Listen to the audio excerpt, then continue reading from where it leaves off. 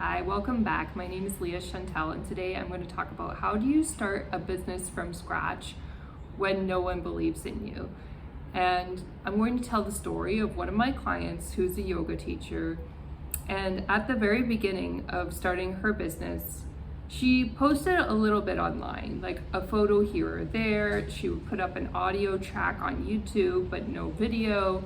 It would be something like a visualization or healing, and basically she would get a few followers here and there, but she wasn't picking up a lot of followers right away.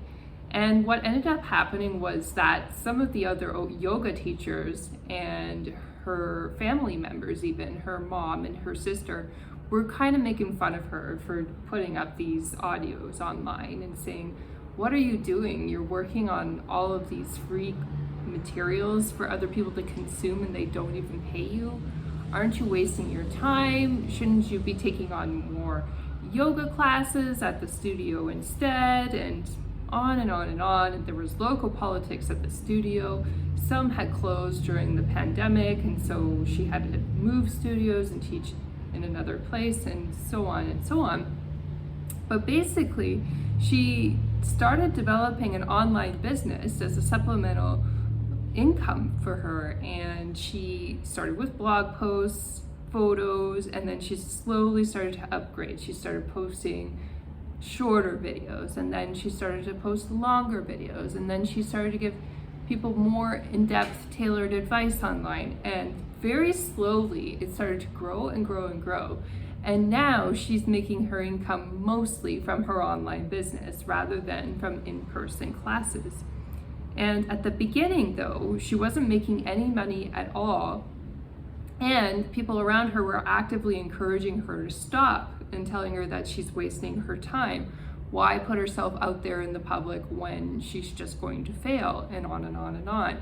And I had to step in and encourage her to say, look, at the beginning, you do have haters. You do have people who tell you you can't do it, and why are you embarrassing yourself? And I had that at the beginning too, actually. And I'm planning on telling that story more in depth in a product that will help build people's self-esteem and help them succeed in their own online business. And that's something that I'm developing and hoping to release later on. But this person that I was helping and mentoring, she was in my Leah Self-Love Facebook group as well, was somebody who really wanted to have her own online presence, her own online business, and not necessarily be tied into a local yoga studio, which could potentially go under during a pandemic. But she found her way to publish her material online to an audience that was hungry for it. She knew where to go look for people who were interested in her content. She knew how to engage with them and start a conversation. And she got them pretty excited to consume her information and her products that she was offering online. But it takes a while to build up that following and to find those engaged people online. And you may have to give for a very long time for free and work without receiving any pay before that business eventually takes off.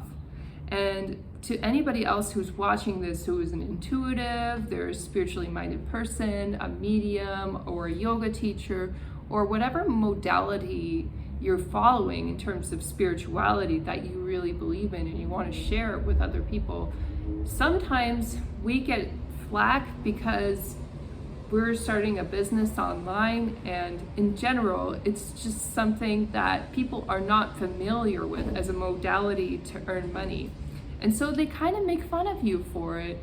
They sort of mock you and say that you can't do it. And it's because they're terrified of trying it themselves. They don't want to be the one to put themselves on camera. You know, public speaking is the number one fear that the majority of people have. And when you start an online business, that often means you're putting yourself in front of people on a larger scale than you have ever before. Even if you are a teacher and you've taught classes in the past, maybe in person you were teaching 20 or 30 people at a time. When you go online, you're potentially exposing yourself to hundreds or thousands of people. or maybe only 3 people watch that day. You just never know who's watching or who's getting excited about your content or what's going to trigger a conversation. One conversation I did on TikTok recently was just talking about the pandemic, and it was so interesting how many people watched and responded and had something to say because they all had opinions about the pandemic. And then it was interesting, I got complaints, don't talk about the pandemic anymore because it's old news. And yet it got so many views. Now that I'm thinking about it, I might talk about the pandemic again on TikTok. But my point is, you just never know what's going to spark a conversation or get people engaged. You can look at examples of people who have done it successfully in the past and try to create your own content that mirrors some of the success formula that they've used to create engagement and followers. But everybody has to find their own way. Everybody has to find their own path, their own expertise. And I followed many different people and studied with different people who ended up being very successful online in order to create a solid base for a business that's ethically built and built the right way. You don't want to just look for random followers either online. Those are not the best. It's better to have a smaller following of really engaged people in the beginning rather than a huge number of people who don't really care about what you have to say. But anyway, the end of my story that I was going to tell you about this yoga teacher was that at the beginning, when she was being made fun of by the other yoga teachers and her mom and her sister for starting this online business, it took off. And now her mom is retired and on a fixed income and doesn't have a husband to rely on. And her sister is also divorced with a young child. And she's actually helping to support them, even though they made fun of her at the beginning for her pursuit of her online business. And I think that is like a really good way to gracefully get revenge, although you're not really getting revenge, you're actually being kind and you're being giving to your family. That's the best way to succeed, actually, is to do it against the odds and against the naysayers. And there's something very satisfying about building an online business when other people said negative things about it at the beginning. And so I just wanted to share this story as inspiration to get you inspired and interested in building your online business, whatever it might be.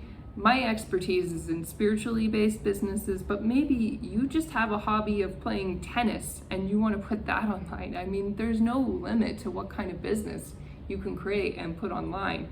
You just have to have the bravery to be able to put yourself in front of people and talk to them about what you love and answer their questions. And if you're, willing to do that, there's no limit to how big your business can take off online. You just have to have the courage to follow through and the commitment to keep going in spite of what people are saying around you. And that's easier said than done. But if my yoga teacher friend can do it, you can do it too. So if you have any questions about this topic, definitely feel free to leave a comment. If you like this video, please press like, and don't forget to hit subscribe to my channel if you want to see more video content on intuition, spirituality, and business from me. I hope you're all having a wonderful day, and take care. Bye now.